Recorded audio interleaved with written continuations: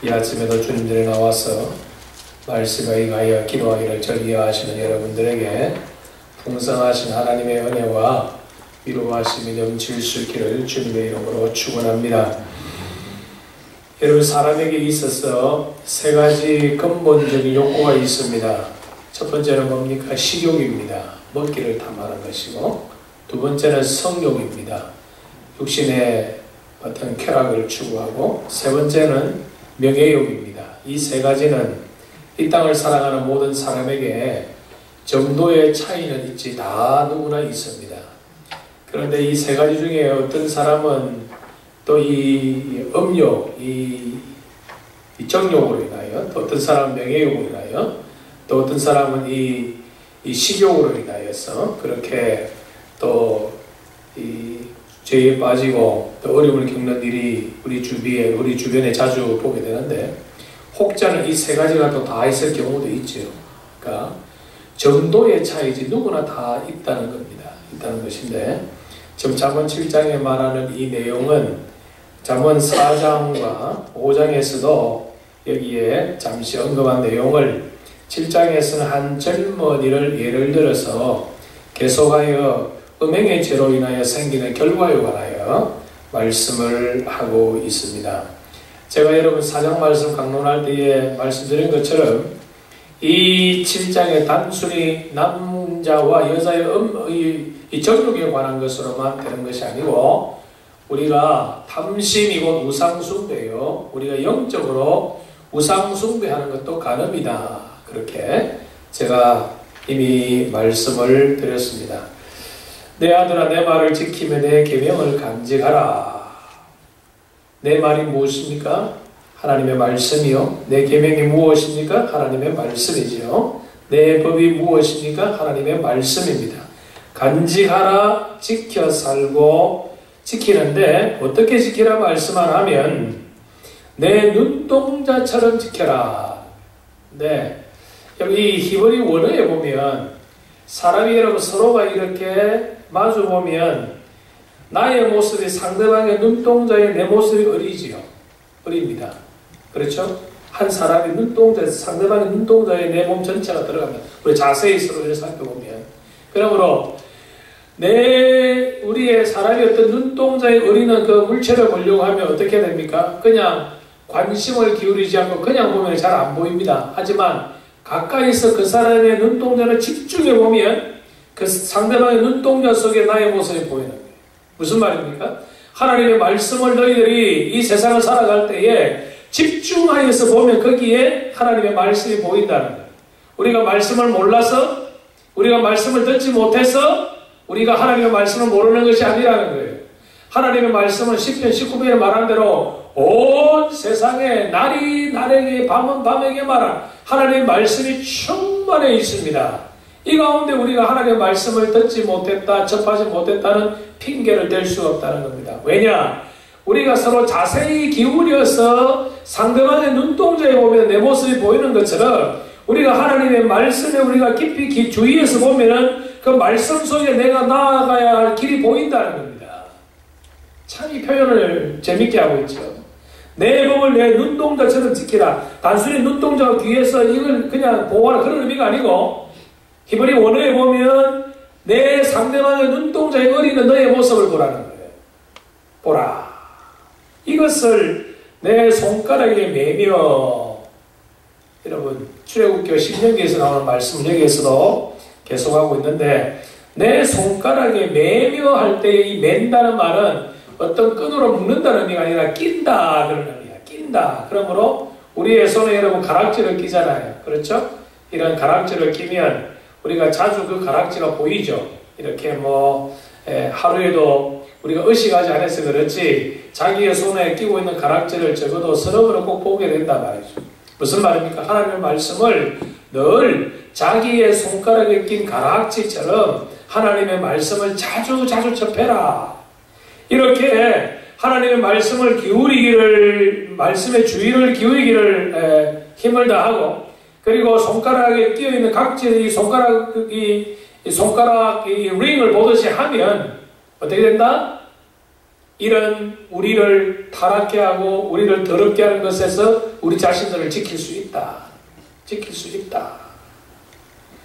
뿐만 아니고 이것은 내 마음판의 색이라 할 때는 여러분 이 마음판을 돌로 비유해서 돌판에다가 아주 끝이 날카로운 철필로 새기는 겁니다. 여러분 돌에다가 이렇게 글자를 새기면 비석의 어떤 글자라 우리가 검색하게 보면 그것이 여러분 아무리 오랜 세월 풍화작용이 나서 조금 그것이 벗겨진다 할지라도 깊이 새긴 이 돌판에 새긴 글자는 여러분 그 흔적이 남아있지요. 하나님의 말씀을 그런 자세로 받아라는 거예요.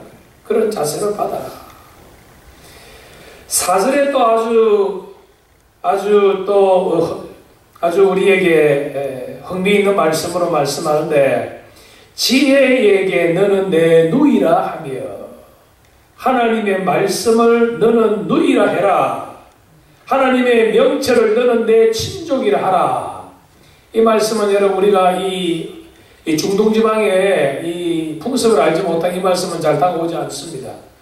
여러분 가끔 이런 뉴스 여러분 접하는 분이 아마 있을 거예요. 아프가니스탄이나 파키스탄이나 중동에서 그 어느 한 사람이 자기 집안의 명예를 더럽혔다 하면 예를 들어서 자기의 누이가 집안에서 이렇게 매를 중매하고 그런 집안과 맺어지는 그런 것을 떠나서 자기 집에 한 누이가 자기 집 한 여동생이 다른 남자와 연애했다 하면 그 집안의 남자들이 그 자기의 누이나 여동생을 어떻게 하지요? 죽입니다. 그걸 명예살인이라 그래요.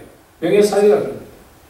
여러분 자기 집안의 사촌이 어떤 잘못을 했다든지 아니면 자기 집안의 사촌이 다른 사람에게 인하여 어떤 피해를 받았다면 전 집안이 그 사람을 복수합니다. 무슨 말입니까? 왜 이것을 여기에 그런 것을 생각하고 대입을 시킵니까? 지혜에게 너는 내 누이라 하며 하나님의 말씀이 혹 다른 사람으로 인하여 더럽혀진다든지 하나님의 말씀을 멸시한다든지 하면 너는 죽을 각오하고 지킬 그런 준비를 해라. 아주 강하게 지금 솔로몬이 하나님의 말씀에 관하여 이렇게 말씀하고 있지요.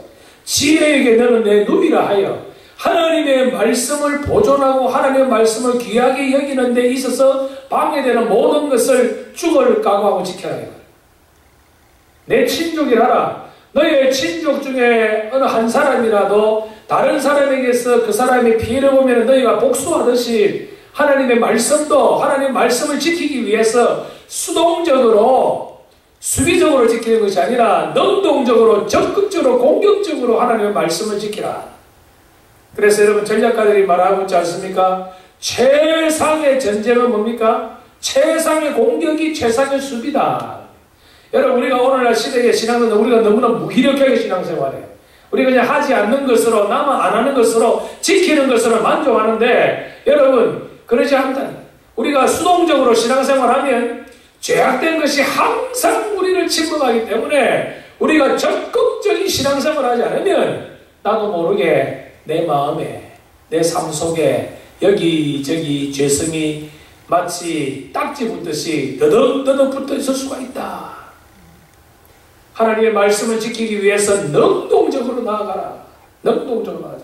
신앙생활은 여러분 능동적인 신앙생활 돼야 되지 수동적인 신앙생활은 결국은 여러분 패퇴할 수밖에 없다. 패퇴할 수밖에 없다. 적극적으로 신앙생활 하시죠. 적극적으로.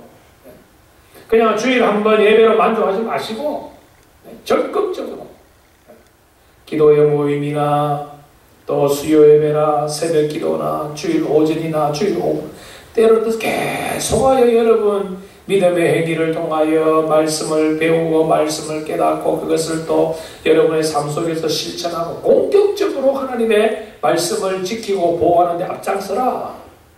그러지 않으면 어떻게 됩니까? 음녀에게 말로 호리는 이방 여인에게 빠진다. 여러분 저는 이 7장의 말씀을 해석하면서 단순히 이것은 어떤 여러분 세상적인 이런 어떤 엄다는 관계 그거로 끝나는 것이 아니라 여러분 여기에서 이 음녀가 누구이냐 할 때에 우리를 하나님의 말씀에서 멀어지게 하는 모든 세상적인 것을 우리가 이 음녀로 보면 이 말씀이 우리에게 더 자세히 다가올 것이다. 물론 육신적인 정결도 중요하지만 영적인 정결도 우리에게 얼마나 중요한지 모른다. 어젯밤에 우리가 요한계시록 17장 1절에서 큰 물 위에 앉은, 그렇죠? 많은 물 위에 앉은 큰 음녀라, 음녀라. 내 신앙을 타락시키는, 내가 하나님의 말씀에서 멀어지게 하는, 내가 내 신앙을 회복케 하는 그 모든 것은 다 무엇이다? 음녀다, 음녀다. 대단히 안타깝지만은 여러분, 남편이 여러분에게 음녀가 될 수 있고, 아내가 여러분에게 음녀가 될 수 있고, 여러분의 자녀들이 여러분에게 음녀가 될 수 있어요. 여러분의 사업, 여러분의 어떤 사람의 관계성, 여러분의 직장, 여러분의 취미생활이 여러분 음녀가 될 수 있어요. 하나님 섬기는데 지장되는 모든 것은 다 무엇이다? 음녀다, 음녀다. 네. 9절 말씀에 저물 때, 황혼 때, 깊은 밤 흑암 중이라. 음녀의 활동이 언제 합니까? 저물 때. 여러분, 이 저물 때라는 표현을 우리가 또 영적으로 한번 해석해 보자. 그냥 하루에 한 날의 모든 쉼을 다 마치는 것이 물론 시간적으로도 저물 때가 되겠지만은, 여러분, 저물 때가 되면 사람의 마음이 어떻게 되지요? 사람의 마음이 아침에 일어나면 사람이 정신 차리면 긴장이 되지요. 하루 전도록 긴장 속에 살아갑니다. 그러나 해가 지고 일을 마치고 집으로 돌아갈 때 여러분 어떤 현상이 일어납니까? 사람이 어떻게 되지요? 사람이 긴장이 이완돼요. 그렇죠? 여러분, 우리가 영적으로 항상 긴장 상태에 있으면 절대로 사단이 우리를 집어 못합니다. 그러나 우리가 영적으로 좀 이 영적인 긴장이 이완되면 이완되는 그 틈을 타서 사단이 장난한다는 것이죠. 황혼 때, 황혼 때. 여러분, 이 황혼을 생각하면 참 아름답지요. 예. 나이 드신 분들은 황혼하면 싫다 하지만 아닙니다. 여러분, 황혼은 참 아름다운 거예요. 저 저녁에 해가지고 노을에 붉은 여러분 황혼을 보면 사람의 마음은 여러분 편안해져요. 그렇죠? 황혼이라는 것은 내가 이제 다 이루었다는 겁니다. 다 이루어서 이제는 내가 좀 쉬자. 역시 영적인 긴장이 이완될 때입니다. 깊은 밤 흑암 중에 내 영혼이 깊은 흑암 중에 잠자는 자와 같은 상태에 있으면 음녀의 활동이 나를 유혹할 수 있다. 성도 여러분, 10절에서 10절, 12, 1절, 12, 13절에 계속하여 음녀의 활동상에 나오는데, 음녀의 활동상의 폭탄이 핵폭탄 같은 고백이 14절에 나오죠. 내가 누구입니까? 음녀입니다.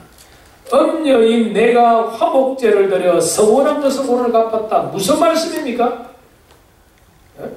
왜 이 음녀가 하나님의 예배에 관한 한 표현을 하면서 이 젊은이를 유혹하냐 이 말입니다. 여러분, 사단이 우리를 유혹할 때에 입에 피를 흘리고 눈에 아주 무서운 형상으로 여러분들 유혹합니까? 아닙니다. 사단은요 아주 아름답게 논리적으로 여러분 우리를 유혹해요. 그래서 여러분, 사도 바울이 고린도 후서에서 뭐라고 합니까? 사단이 광명한 천사처럼 가장한다. 여러분, 사단의 모습이 무서운 모습이 아니에요. 사단은 우리 가장 가까이 와서 우리를 여러분 때로는 달콤 우리를 위로하고 격려해요. 그런데 사단의 그 위로하고 격려한 말을 우리가 들어가면 그때부터는 우리는 여러분 씁쓸한 썸물을 들이키는 것 같은 역사가 일어나는 것인데, 내가 화목제를 드려. 화목제가 무엇이지요? 화목제는 여러분 하나님 앞에 번제를 드립니다. 화목제는 일종의 번제인데, 번제를 드리면서 하나님 앞에 번제를 일부분을 하나님께 번제로 드리고, 번제로 드리기 전에 남은 부분을 함께 서로가 나누어 먹는 거예요. 무슨 말입니까? 음녀가 말하지요. 아무개야, 너 참 신앙생활 잘하지? 그래. 얼마나 너가 신앙생활 때 어렵고 힘들게 신앙생활 하니? 그래. 하나님 너를 복 주셨지? 그럼 예배 잘 들어야지. 아마 기도도 잘하고 모든 일 다 해야 되지? 그렇지만은 시험시험해. 시험시험하게. 하나님 앞에 예배를 드렸으면 됐지. 예배 주일 한 번 예배 드릴 땐 되었지. 오후 예배 새벽 기도 다 들 필요 있냐? 인생을 좀 즐겨. 즐기는 것도 하나님 허락하신 거야. 사람이 좀 기뻐하는 일도 있어야지. 어떻게 예배만 드리고 사냐? 좀 즐기는 것도 있어야지. 화목제는 즐거운 거거든요. 예? 하나님 다 이해하셔. 그러니까 주일 예배 한 번 드리고 나머지 인생은 좀 시험시험 멋있게 살아가. 이것을 화목제로 우리를 오해시키고 곡해시키는 게 사단이. 엄녀가 그러는 거예요. 엄녀가 하나님이 너를 사랑하셔. 하나님이 너의 예배를 받으셔. 예배 한 번만 드리면 되었지. 그리고 나머지 시간 1년에 365 어떻게 계속 예배만 드릴 수 있느냐? 어떻게 하루 정도로 예배만 드릴 수 있느냐? 놀 때도 있어야 되고 즐길 때도 있어야 되고 쉴 때도 있어야지. 하나님 다 이해하시 한 번 예배 드리고 나랑 좀 즐기자는 거예요. 세상과 좀 즐기자는 거예요. 여러분 얼마나 그럴듯합니까? 얼마나 논리적입니까? 얼마나 우리를 달콤하게 만드는 것입니까? 오늘 갚았노라. 너와 내가 즐기는 걸 하나님이 인정하시니 마음에 부담감 가지지 말고 놀 때 어떻게 화끈하게 놀자 이거예요. 내가 준비를 다 해놨다는 겁니다. 즐길 걸 다 말을 해놨다는 겁니다. 그러니 마음에 부담감 가지지 말고 예배할 때는 예배하고 놀 때는 멋있게 놀아라. 괜찮다. 그것이 엄녀의 꼬임이요 엄녀가 우리에게 베푸는 아주 달콤한 유혹이다 하는 것이죠. 여러 가지 고운 말로 유혹하며 입술에 호리는 말로 깨물어 젊은이가 곧 그를 따랐으니 소가 도수장으로 가는 것 같고 미련한 자가 벌을 받으려고 쇠사슬에 매이려 가는 것과 같다. 여러분, 우리가 신앙생활 할 때 이런 유혹이 있죠. 네. 좀 편안하게 신앙생활 하잖아요. 편안하게 여러분 신앙생활 해보십시오. 편한가? 절대로 편하지 않습니다. 여러분 피곤해서 좀 잠을 좀 깊이 많이 자면 여러분 깨분할 것 같죠? 잠이란 것은요, 자면 잘수록 더 옵니다. 에? 상대적으로 다른 사람은 잠을 더 많이 잔다고 여러분 더 건강하고 더 여러분 편안합니까? 아니에요. 어떤 내 전공학자가 이런 말을 했어요. 사람이 태어날 때 그 사람에게 주어지는 수면 시간이 정해진다는 겁니다. 그러니까 의사들은 보통 7시간 내지 8시간 푹 자야 된다. 그렇게 말을 하는데 그 뇌 전문학자가 그런 말 하더라고요. 그게 틀린 거래요. 갓난 아이 때는 하루에 20시간을 자야 된답니다. 갓난 아이 때는. 청년의 시대에는 적어도 10시간을 자야 된다. 이 아이 자라는 초등학교부터 중학교까지 10시간을 자야 된답니다. 그래야 뇌가 바르게 발달된다는 거예요.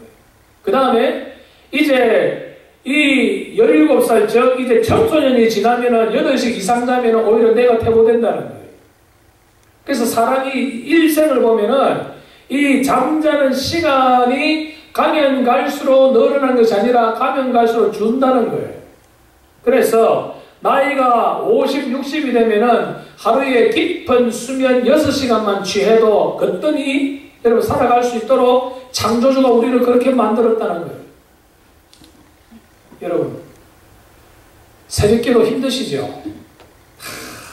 목사님 저도 어떨 때는 아이고 몸이 오늘 이래 부근한데 오늘 하루 쉬었으면 좋겠다 싶을 때가 있어요. 그런데 여러분 새벽기도 생활을 꾸준히 하시는 분들 주일 아침에 여러분 눈 뜨면 8시가 됩니까?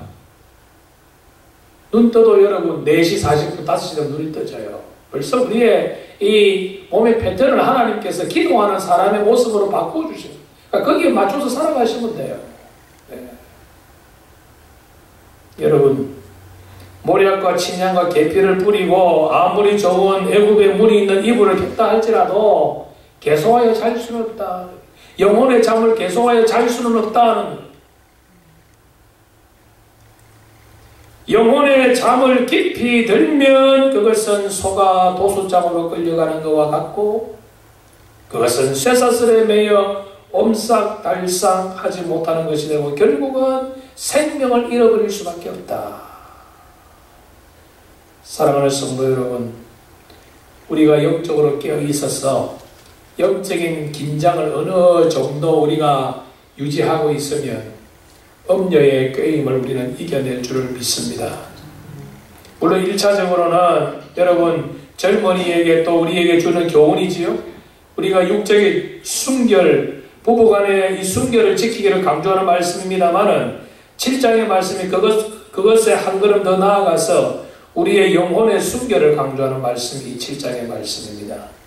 아마도 제가 잠언 시작할 때 말씀드린 것처럼 아마 솔로몬이 이 말씀을 지을 때에, 이 잠언을 지었을 때에 저의 말기에 지었지 않느냐. 제가 평생에 솔로몬에게 있어서는 여러분, 솔로몬을 어렵게 했던 것은 하나님 명예도 미리 주셨고 재물도 주셨기 때문에 솔로몬에게 있어서는 여러분 가장 취약한 부분이 이 이성적인 것이거든요. 제가 나중에 너무 많은 아내를 거느리고 인하여서 이방신을 숭배하게 된 우상 숭배하는 죄까지 빠지지 않았습니까?